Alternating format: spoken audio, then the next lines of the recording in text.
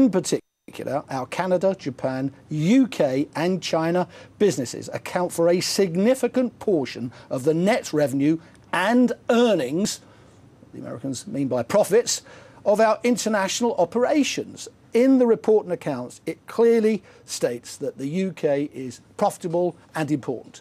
And, well, the boss here didn't seem to recognise that, wasn't familiar with it. And I asked him, well, could it be wrong? And he said, well, it may be wrong. Let me just read you something from your own 2011 report and accounts. It says this, and it's about your international performance. You say, quote, in particular, our Canada, Japan, UK and China businesses account for a significant portion of the net revenue and earnings of our international operations. You've been making big profits. Yeah, Americans call earnings profits. Well, I think, again, I'll go back to, I think, first of all, our shareholders know exactly where the UK is in the sense of the broader business. We've been very clear with them.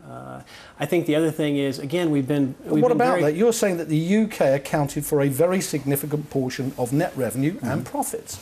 Yeah, well, again, I don't know a specific instance, but what I would say... It's in your report and accounts, 2011. Yeah. We've been very clear about the profits or the... Well, clearly you haven't. Because you've said you've not been making any, and this report says that you were. Right. Or was the report and account wrong? The report may have been wrong, but what I would say is we've been very clear and transparent about what we did. We obviously file our accounts every year. It's very clear what we've made and what we haven't made, and I think our shareholders have been very clear about where the UK fits in that profit picture. Jeff, what we have there is the UK Managing Director of Starbucks saying that the company's accounts filed for last year may be wrong. Indeed, and as you know, Joel, in America they take report and accounts very, very seriously. Were that to be the case, they would have to issue an apology, there would be a retraction, I'm sure there would be penalties, but Starbucks can't have it both ways. It can't say that its UK operations in effect make nothing and then state in the report and accounts that the UK accounts for a significant portion of net revenue and earnings. The thing is, the company has said, hasn't it, it's only made a profit once in 14 years here, and that's the reason why it hasn't been paying very much in the way of corporation tax. Today, it's indicating that for the next couple of years, whether it makes money or not, it's going to be paying corporation tax. Why the change of heart? What did Mr. Enscov have to say about that? Well, if you dig into the numbers, Joel, you'll see that the lack of profit is, frankly, just financial chicanery.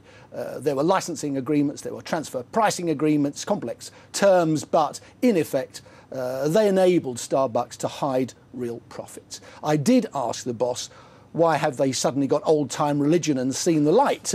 Was it external hostility or internal shame? And he sort of bumbled along a little bit and said it was neither, but it was all about doing the right thing. Did you get a sense from him at all, Jeff, that actually the public outcry that agreed to which there has been one, he got a sense that that was actually starting to damage the business? I think what big companies are discovering in today's world is that if you want to maintain a reputation for honest dealing, it's no longer enough to be legal. You have to be seen to do the right thing, you have to be moral, and you have to be transparent. And I think Starbucks is learning those lessons the hard way. As you know, there are protests in its stores this weekend. It's all becoming very messy. Jeff Randall,